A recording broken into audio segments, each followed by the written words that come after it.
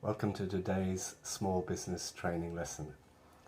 Now today we're going to be thinking about balance sheets, but more of that later.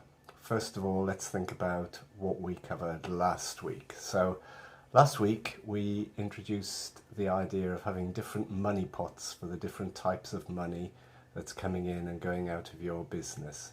And it's helpful to keep the different pots of money separate so that we always have the right amount of money in the business for what we need to do. And this week we're going to develop that a little further into what we call balance sheets, so that we can see at one glance all the money that is coming in and out of the business, understand what we need, where we need it, so that the business will be successful.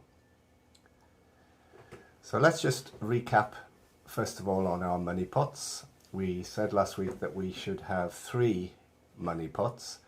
First one was for the costs of running the business on a weekly basis, the weekly running costs. That would include having money for putting money aside for things like electricity, shop rent, raw materials, things like that. And then our second money pot was our long-term costs and savings. So this was for expanding the business, for things like emergencies, for replacing equipment, tools, for example, that we might need to replace as we go along.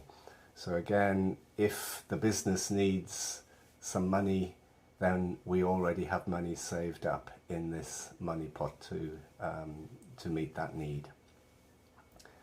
And then our third money pot was the personal income, or the wage, the money that you get out of the business for your own personal use, for your living expenses, food, accommodation, medical, entertainment, all of those things. That's the money that you're taking out to live off.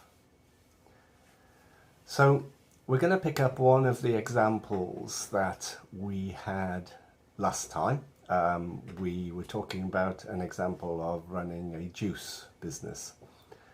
And I've added some figures based on some previous exercises that we've done with this. So I'm going to suggest that for a selling juice business, selling mango juice, electricity and water and mangoes and cups to sell the juice in would all cost around about 2,500 shillings every week.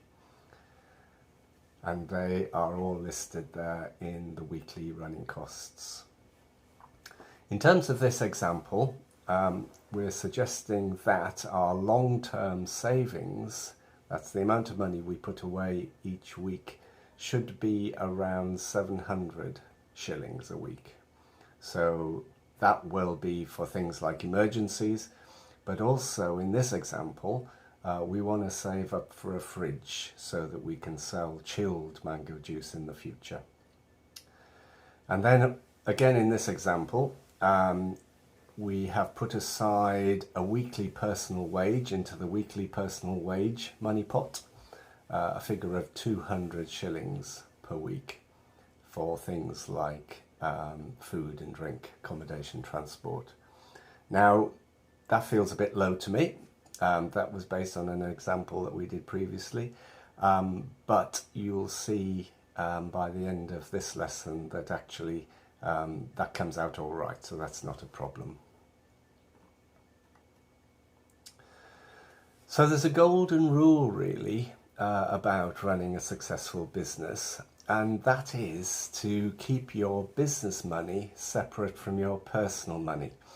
So in other words, don't spend the money you need to keep the business running on yourself.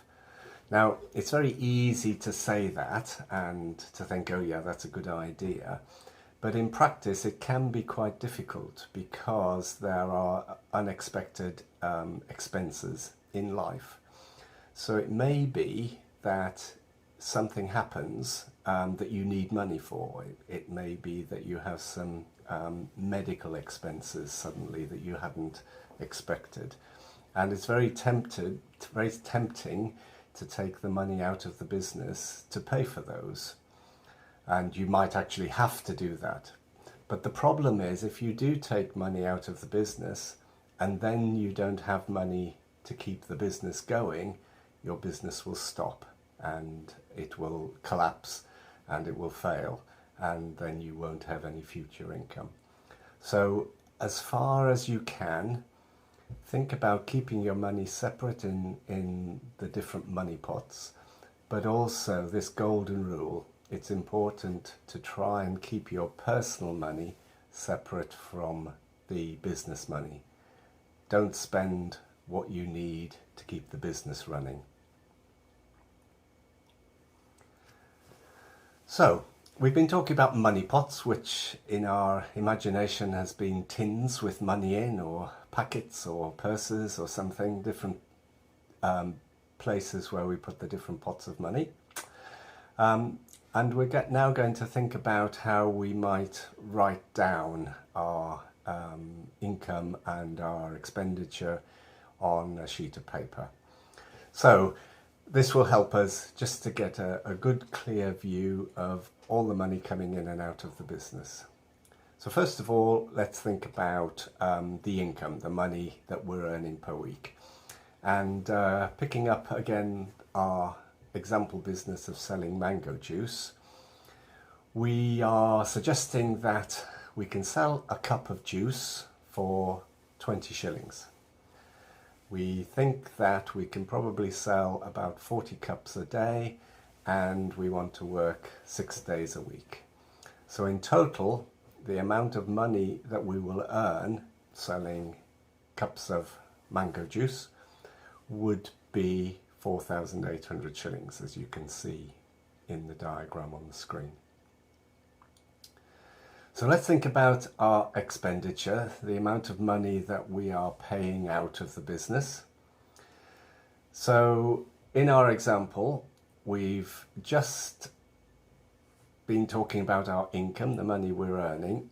Now we're talking about the money we have to pay out. So our weekly running costs, paying for things like electricity, buying water, buying mangoes, buying cups to give the juice out in, that's going to come to a total of 2,500 shillings.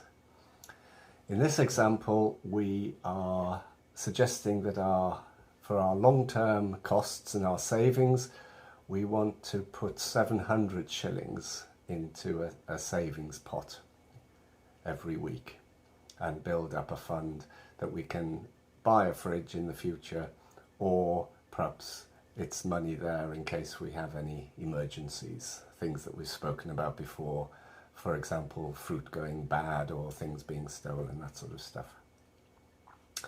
And then again in this example, we are suggesting that we can take out of the business every week a personal wage of 200 shillings. So our total expenditure, the amount of money coming out of the business every week, is 3,400 shillings, as you can see on the diagram. So good so far. Now we're going to put that together on one sheet. So I've summarised it here. So our income was 4,800 shillings and our expenditure is 3,400 shillings. Now, the first thing to notice is these two figures don't balance. The income doesn't balance the expenditure. Now, fortunately, this is a good problem to have because we've got more income than we've got expenditure. In other words, we've got more money coming into the business than we have money going out of the business. So this is a good problem to have. So we can adjust some of the figures so that our income and expenditure does balance.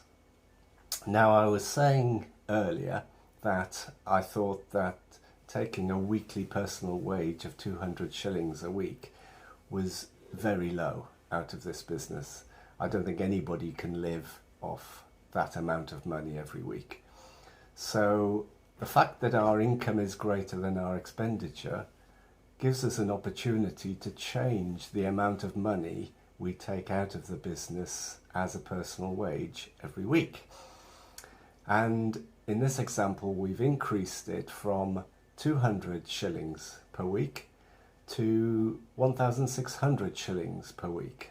And if you look at the balance sheet now, the income is now the same as the expenditure. So the two figures do balance.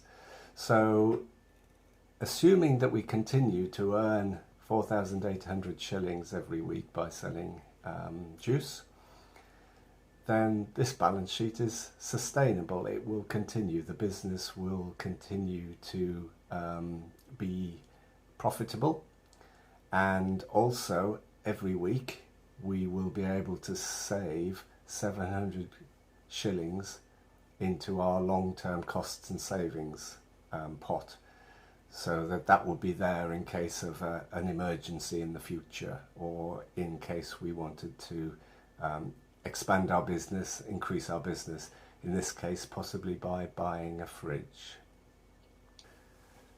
And that's it. That's what a balance sheet looks like.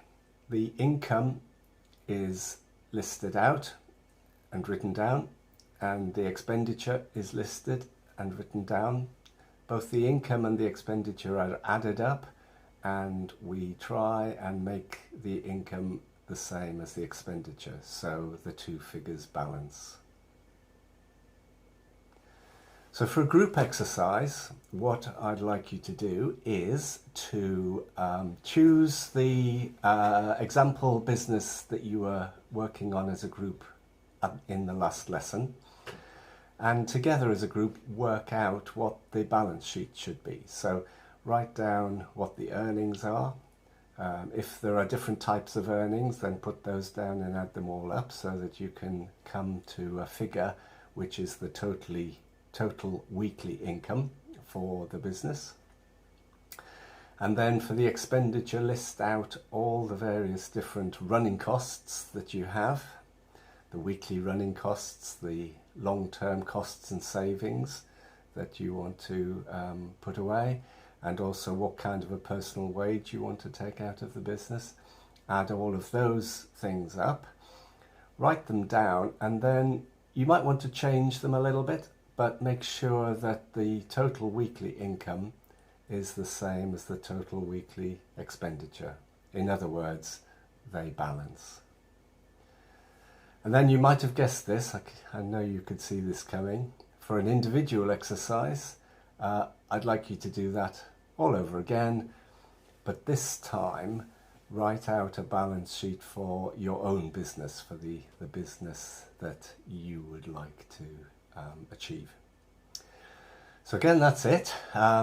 Quite a lot this week, quite a lot of things to get your head around, so I hope that's all right. I hope you can help each other in understanding that, and I look forward to seeing you next time.